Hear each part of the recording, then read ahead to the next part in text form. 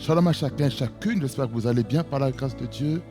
Nous sommes sur Rema Frequency TV, le réseau de la gloire de Dieu, qui est une plateforme glorieuse que le Seigneur nous donne, afin que le Roi de gloire puisse nous faire beaucoup du bien.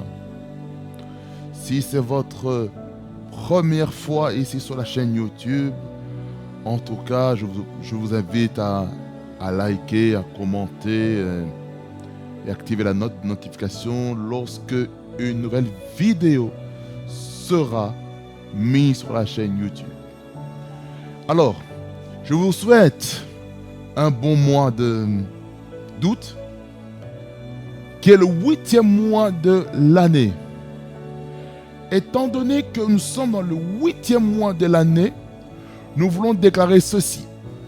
Nous voulons déclarer des choses nouvelles dans nos vies. Nous voulons dire ceci, que le Roi des rois est capable de faire des choses nouvelles dans nos vies, dans nos familles, dans tout notre environnement. Quelqu'un peut dire un amen puissant dans sa vie. Et pour ce faire, bien aimé Seigneur, j'ai un passage afin de dédicacer le mois d'août, dans lequel nous sommes déjà entrés depuis le vendredi. Et je sais une chose, que le Roi des gloires est capable de faire des choses nouvelles dans nos vies, au nom puissant de Jésus-Christ. Voici ce que les Écritures nous disent.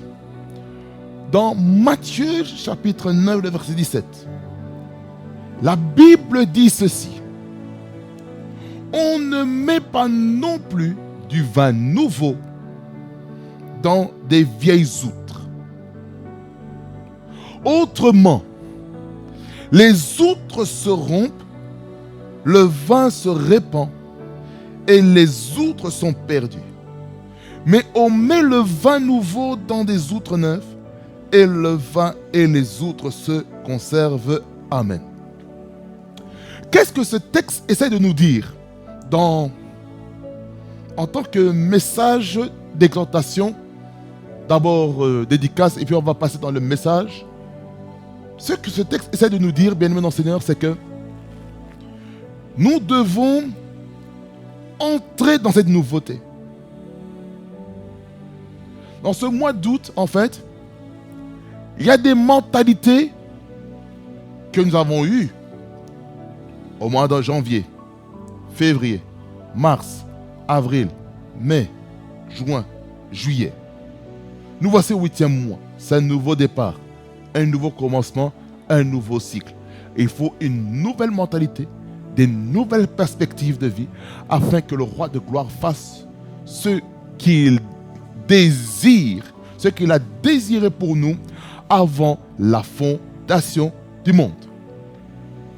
C'est pour ça que, en ce mois d'août, il faut venir avec une mentalité nouvelle.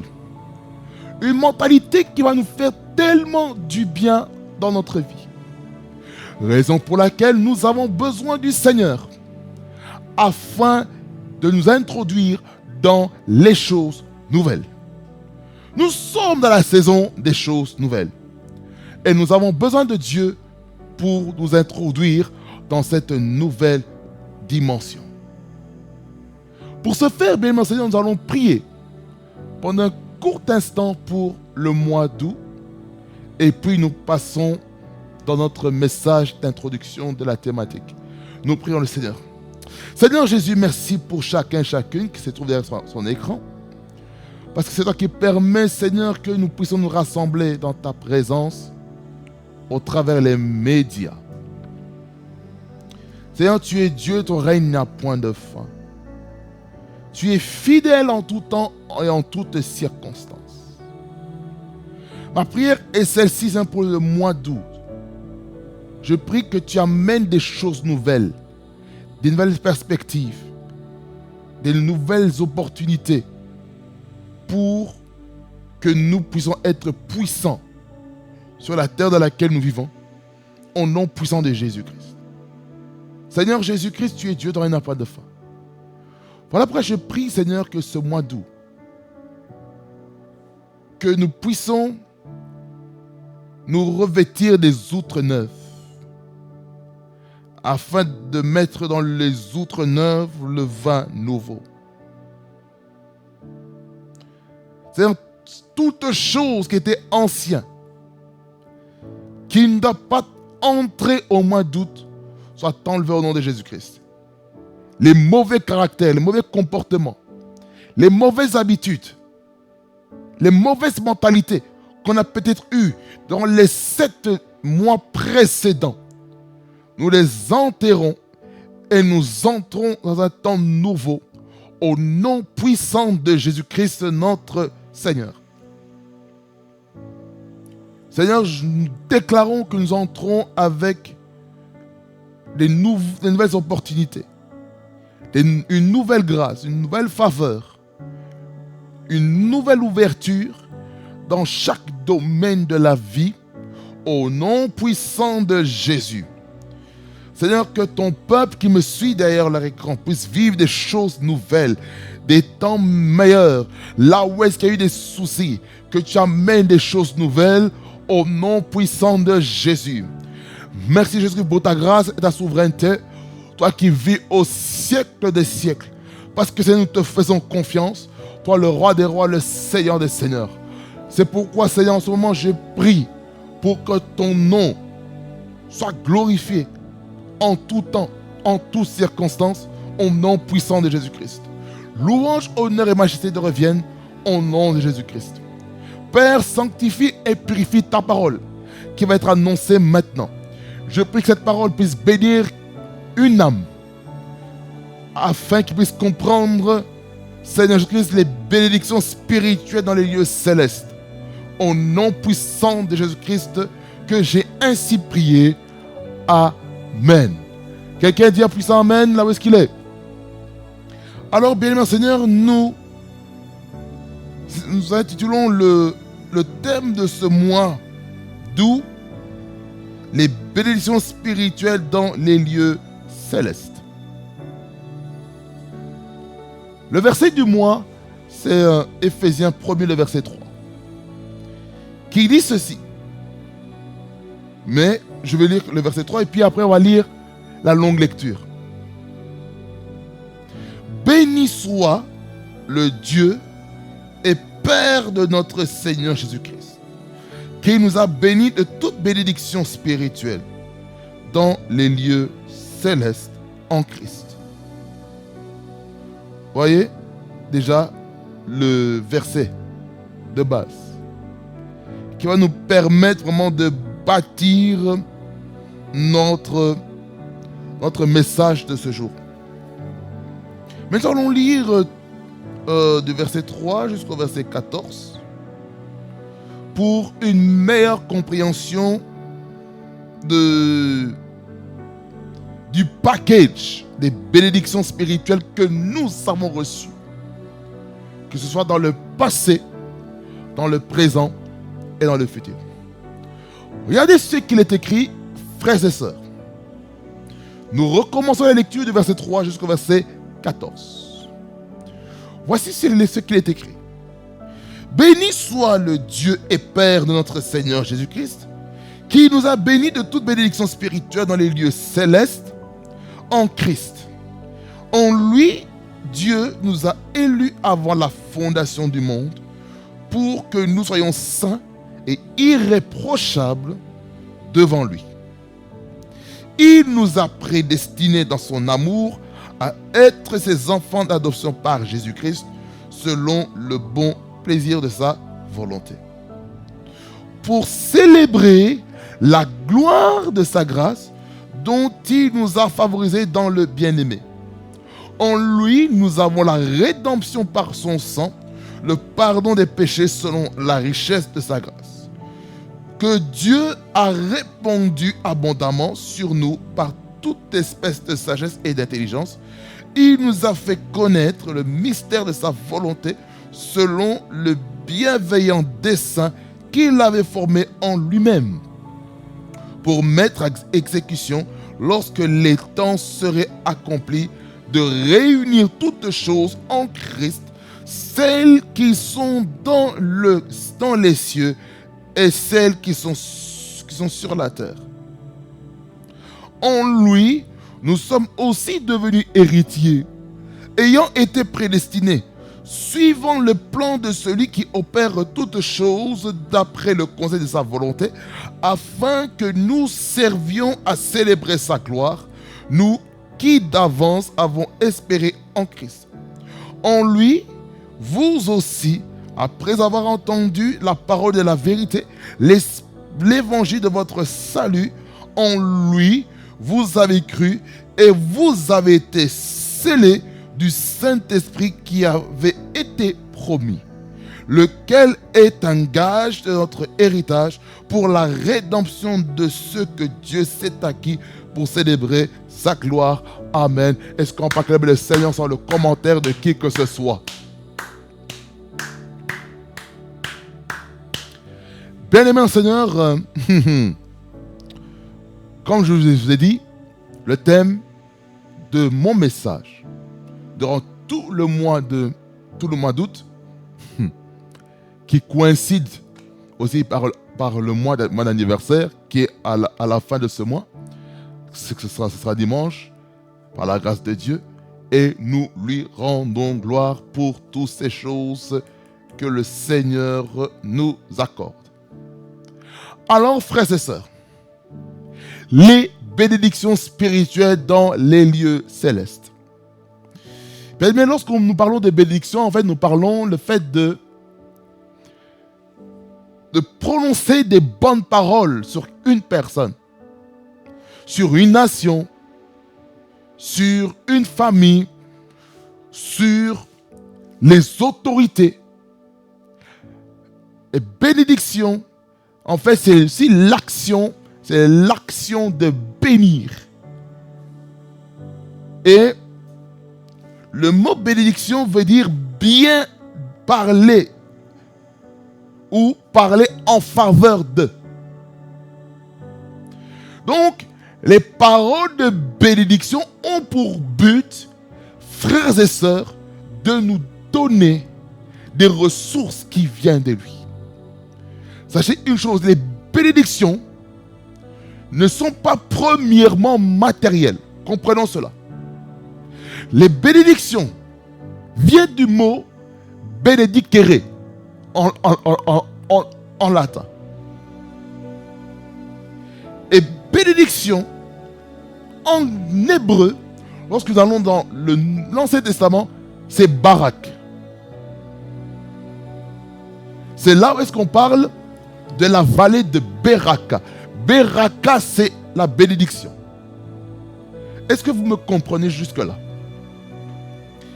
Qu'est-ce que le Seigneur essaie de nous faire comprendre ici? C'est que ces bénédictions nous sont accordées par une autorité supérieure.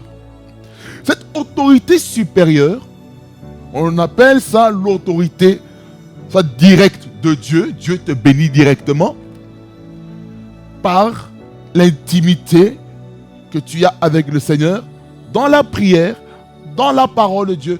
Dieu peut te bénir. Dieu peut te révéler des choses cachées. Qu'est-ce que dans l'autorité aussi, il y a aussi l'autorité déléguée de Dieu. L'autorité déléguée de Dieu nous fait comprendre ceci, frères et sœurs, que Dieu place des hommes comme des représentants de Dieu sur la terre. Regardez, dans les nations, nous sommes régis de différents types de gouvernements. Par exemple, je prends le cas de la Belgique. Il y a le gouvernement local qu'on appelle le gouvernement communal. Ensuite, nous avons le gouvernement provincial. Ensuite, nous avons le gouvernement régional, communautaire et le gouvernement fédéral. Donc, nous avons différents niveaux d'autorité dans laquelle nous sommes soumis. Et la Belgique est aussi soumise au gouvernement européen. Le gouvernement européen est soumis aux autorités mondiales. L'OTAN, en l'occurrence. Alors, bien-aimés dans le Seigneur, qu'est-ce que nous devons comprendre? Dans la bénédiction, en fait, c'est le supérieur qui bénit l'inférieur, selon Hébreux 7.7. Mais dans le contexte de Hébreux 7.7, c'est dans le contexte de la dîme que Abraham avait donnée à Melchisédek, roi de Salem. Car Melchisédek, on nous dit qu'il n'y avait aucune généalogie. On ne sait pas s'il avait un père ou une mère, s'il avait des frères ou des sœurs. On ne nous dit pas. Mais ce que nous comprenons, c'est que Melchisédek était une autorité sur la vie d'Abraham. Et dans Abraham se trouvait Lévi. Lévi qui est sacrificateur. Donc, la sacrificature ou le sacerdoce de Melchisédek était supérieur au sacerdoce de Lévi. Lévi qui fait partie de la tribu qui a été choisie exclusivement par Dieu pour faire le service dans le temple. Jusque-là, on se comprend. Alors, le sacerdoce vient de Dieu. Comprenons que dans l'Ancien Testament, Dieu fonctionnait avec 3 types de personnes. Il fonctionnait avec les sacrificateurs, les rois et les prophètes. Chacun avait sa particularité. Lorsque on nous bénit, lorsque on reçoit les bénédictions, ça veut dire que nous, qui sommes inférieurs, nous recevons la bénédiction qui vient d'en haut. Cette bénédiction qui vient d'en haut a pour mission de nous équiper. Les bénédictions spirituelles, ça ne vient pas des hommes. Ça vient de quelque part. Que je vais développer tout à l'heure. Les bénédictions. On voit aussi dans Genèse chapitre 12, que nous connaissons très bien, dans laquelle Dieu donne les orientations, enfin même des directives à Abraham de quitter son pays, sa patrie, la maison de son père, tout ce qu'il faut, et afin d'aller dans le pays que Dieu allait lui montrer. Là, nous centrons dans la dispensation de la promesse. Et c'est là où est-ce que les promesses ont commencé à se succéder. Abraham, Isaac, Jacob et les 12 patriarches d'Israël. Alors, au verset 2 de Genèse 12, on voit les bénédictions que Dieu prononce. Il dit que je te bénirai, je rendrai ton nom grand, etc., etc. Alors, ça veut dire que Dieu veut d'abord nous bénir.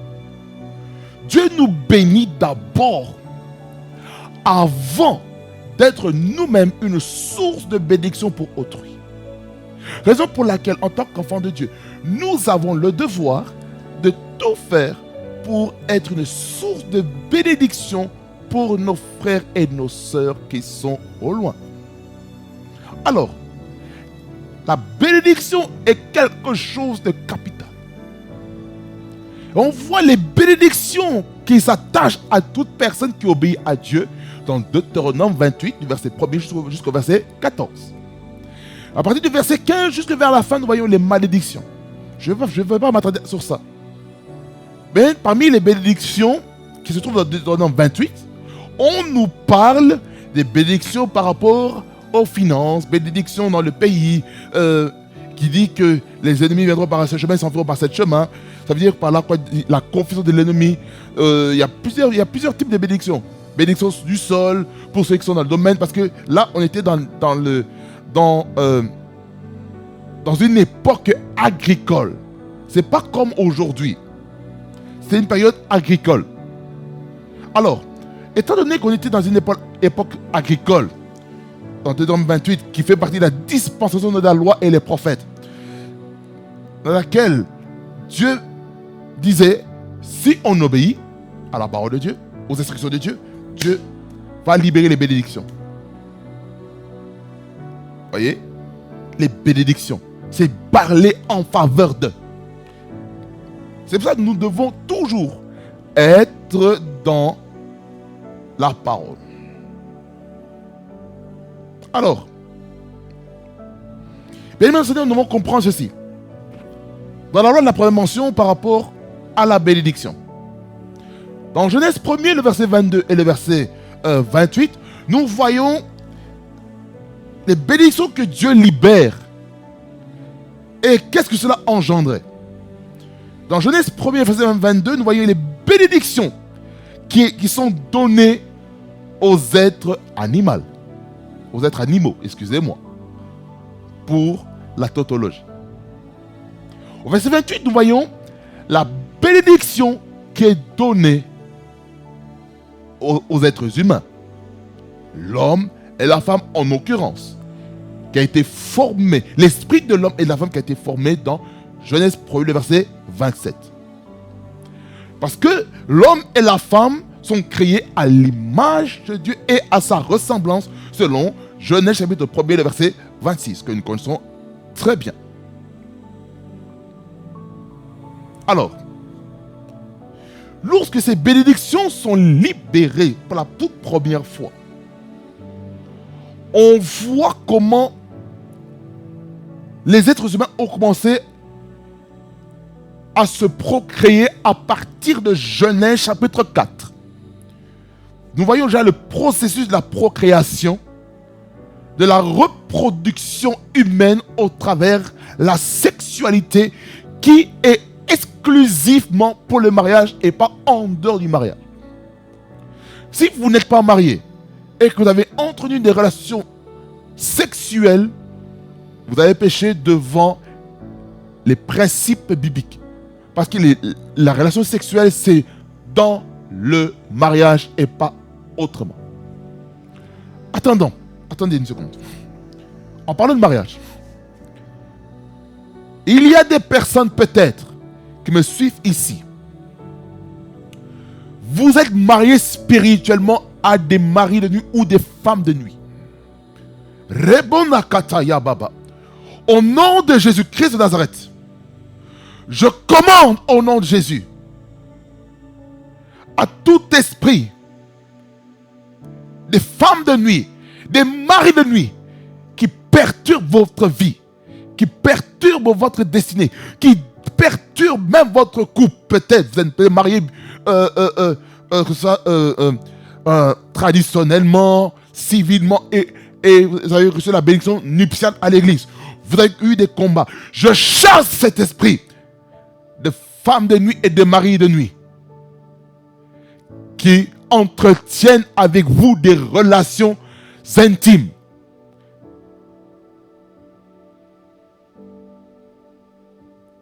Je chasse cela au nom de Jésus-Christ. Libre au nom de Jésus. Koriama Kondo. Libre. Libre. Kore Broko Tema Mabaska. Libre, libre, libre, libre, libre au nom de Jésus. Libérez, libérez les corps. Libérez les corps, libérez les destinées. Maintenant au nom de Jésus-Christ. Il y a des gens, Shakababa. Certains maris de nuit, certaines femmes de nuit, ce sont peut-être des personnes qui sont proches de vous. Ou peut-être les femmes de nuit ou les maris de nuit, ce sont peut-être des choses que vous avez peut-être vues par, excusez-moi de dire comme ça, par des films pornographiques, et vous voyez leur image dans votre esprit, et vous avez des relations intimes même dans les rêves. Je chasse ces esprits impurs en vous, au nom de Jésus-Christ. Merci Jésus pour la libération des vies, au nom de Jésus.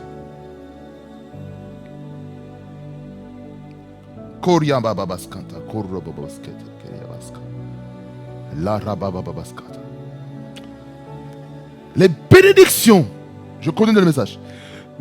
Quand on parle de spirituel, ça fait mention d'un environnement immatériel. Regardez. La bénédiction immatérielle, ce sont des choses qu'on ne peut pas toucher de nos mains. La bénédiction matérielle, c'est comme toucher ce téléphone. La bénédiction matérielle, c'est comme utiliser la télécommande. La bénédiction matérielle, c'est comme prendre ceci. La bénédiction matérielle, c'est tout ce que nos mains peuvent toucher, dans laquelle on peut avoir une preuve tangible de la chose. Mais la bénédiction spirituelle, ce sont des choses qui peuvent aller dans l'éternité. Quelqu'un dit un puissant amen. Alors, quelqu'un dit amen. Vous devez comprendre ceci. Les bénédictions spirituelles, tôt ou tard, vont affecter le monde physique. Parce que c'est le monde spirituel qui contrôle le monde physique, le monde matériel. Raison pour laquelle, lorsque nous comprenons la bénédiction spirituelle qui est immatérielle, nous n'allons pas faire comme poursuite de rechercher les choses matérielles. Ceci ne doit pas être un but, un objectif, ni une finalité en soi. Mais la bénédiction spirituelle est tellement vaste, comme l'intelligence, la sagesse. C'est une bénédiction. Bien utilisée, bien sûr. Il y a des gens qui ont une bénédiction linguistique par l'intelligence des langues, l'intelligence mathématique, l'intelligence logique, etc., etc. Il y a des bénédictions des relations. Il y a des bénédictions musicales. Il y a des bénédictions dans tous les domaines de nos vies. Maintenant, nous devons avoir le regard fixé sur Jésus, lui qui est l'auteur et le consommateur de notre foi. Alors, quand on parle des lieux célestes, on fait mention en fait du royaume de Dieu. Ça veut dire ceci, les bénédictions spirituelles nous viennent premièrement de Dieu. C'est Dieu qui bénit. C'est pas l'homme qui bénit. Certes, si il y a des autorités déléguées qui peuvent être conduites par le Saint-Esprit pour nous bénir. Quelqu'un dit un puissant amen. Nous avons besoin de l'autorité déléguée qui représente Dieu pour nous bénir. Par la présence des autorités spirituelles, je parle des parents spirituels, les pasteurs, leur épouse, l'autorité biologique, qui sont nos parents qui nous ont engendrés biologiquement par procréation biologique. Et lorsqu'ils prononcent une parole positif, qui est chargé onctionnellement, Dieu va bénir. L'autorité spirituelle, pareil, pour introduire dans le chemin de la destinée. Les parents ont une bénédiction à prononcer sur les enfants afin d'amener la prolongation des jours. Exode 20, verset 12, dans les 10 commandements, qui nous dit « Honore ton père et ta mère, afin que tes jours se prolongent dans le pays que l'Éternel ton Dieu te donne. » Et dans Éphésiens, chapitre 6, verset 1er jusqu'au verset jusqu'au verset 4, particulièrement le verset 1er jusqu'au verset 3, on voit un petit peu les obligations que les enfants ont vis-à-vis des parents. La version amplifiée, il nous dit ceci que les enfants doivent obéir aux parents comme des représentants de Dieu sur la terre. Pourquoi l'obéissance aux parents est importante? Parce que cela est juste. Je vais vous lire Éphésiens chapitre 6. Éphésiens chapitre 6, premier. On va aller jusqu'au verset 3. C'est ça ce qui m'intéresse là pour le moment par rapport à la bénédiction. Enfants, obéissez à vos parents selon le Seigneur, car cela est juste. Honore, verset 2, honore ton père et ta mère. C'est le premier commandement avec une promesse. Ça, c'est ce commandement-là vient de Exode 20, verset 12. Afin que tu sois heureux et que tu vives longtemps sur la terre. Voyez? C'est ça les raisons qui fait que certaines personnes vivent longtemps sur la terre. C'est le principe, c'est la loi de l'honneur. Ceci n'est pas notre sujet, de parler de la loi de l'honneur.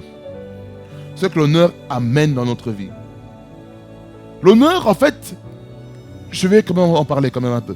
L'honneur va attirer sur sa vie les bénédictions spirituelles. Les bénédictions spirituelles qui nous amènent dans les hauteurs de la gloire de Dieu. Alors, frères et sœurs, ce que nous devons comprendre, étant enfants de Dieu, c'est que nous avons quelque chose à donner à Dieu. C'est l'obéissance. Lorsqu'on obéit à Dieu, des bénédictions vont suivre. Et si on n'obéit pas, il y a quelque chose qui ne va se passer. L'obéissance vaut mieux que le sacrifice. Comme Dieu a dit au travers le prophète Samuel au roi Saül.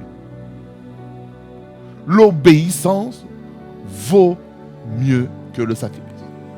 Tu peux faire tout ce que tu veux de ta vie, mais tant que tu n'obéis pas, Dieu ne pourra pas te bénir.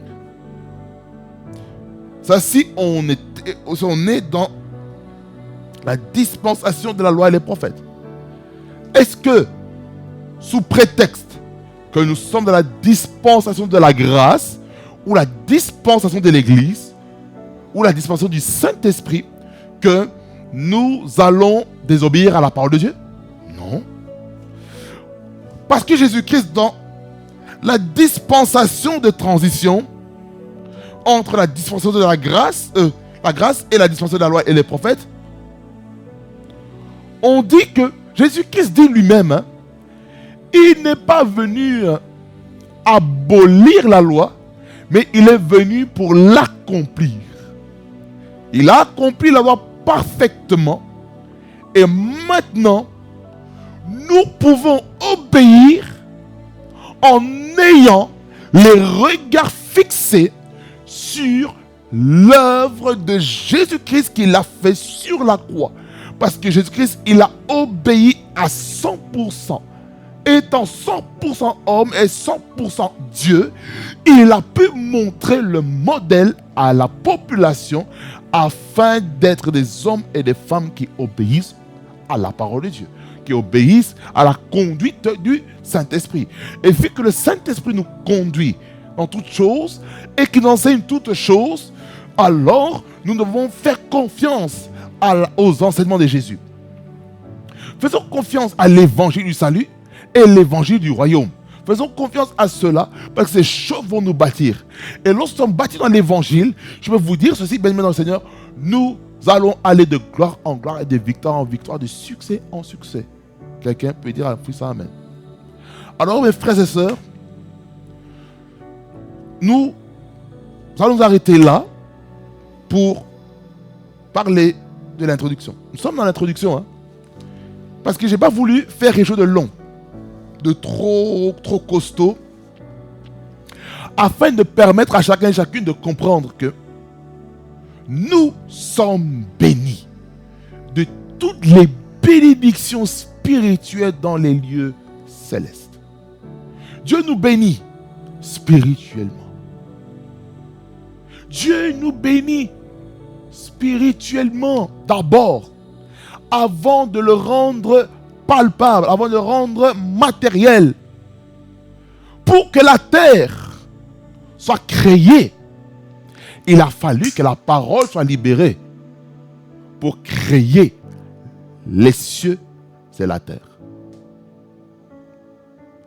La Bible dit dans Genèse 1er, verset 1er et le suivant, il dit qu'au commencement, Dieu créa les cieux et la terre.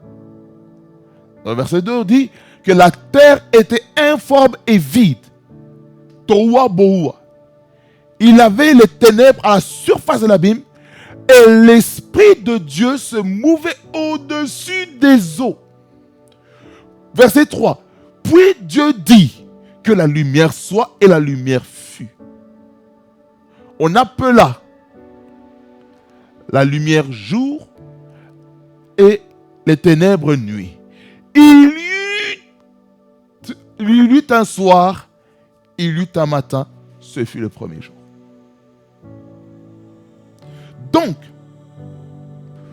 pour que Dieu puisse créer les choses en bonne et due forme, il a fallu qu'il libère la parole.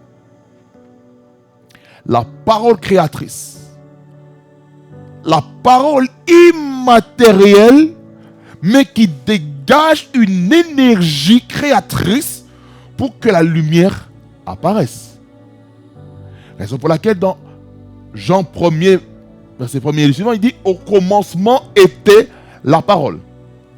La parole était avec Dieu et la parole était Dieu. Et rien n'a été fait sans elle. » Vous comprenez? Alors, lorsque la parole de Dieu est libérée, il y a des choses qui vont se créer. Lorsque le prophète Ézéchiel, qui est transporté spirituellement dans la vallée des ossements desséchés, dans la vision, il fallait qu'il parle d'abord sur les eaux pour qu'ils se rassemblent. Ces eaux ont commencé à bouger, il y a eu du bruit. Il fallait que l'ordre soit en place. Les os se sont rassemblés, la chair, les nerfs ont grandi, mais il n'y avait pas encore le souffle.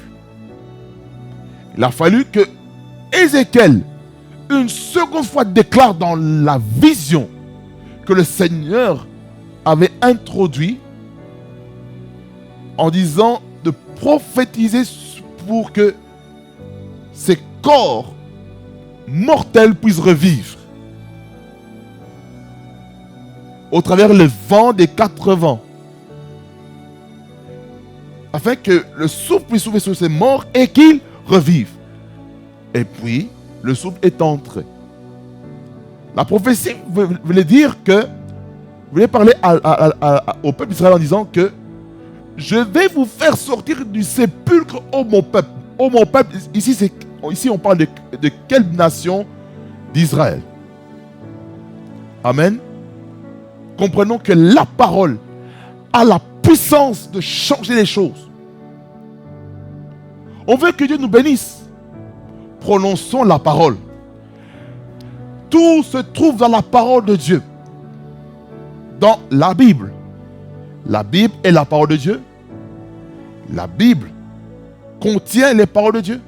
Peu importe la position dans laquelle on se tient.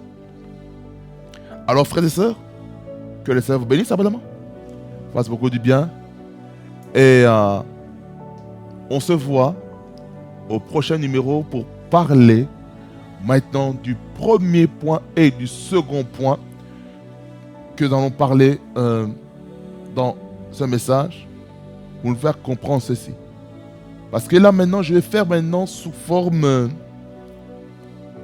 de court-métrage pour que chacun puisse comprendre la parole de Dieu. Nous sommes dans des choses nouvelles. Nous sommes dans des choses nouvelles pour nous amener à comprendre les choses pas à pas. Le but, ce n'est pas de vous bombarder.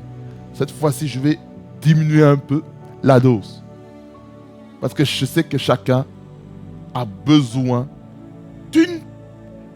d'un petit médicament là, qui va nous permettre de nous booster notre énergie. Amen. Nous prions.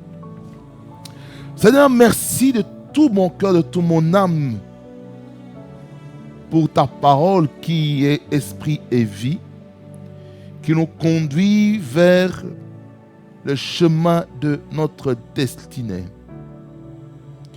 Seigneur, tu es fidèle en tout temps et en toutes circonstances. Tu es le Dieu des esprits des prophètes.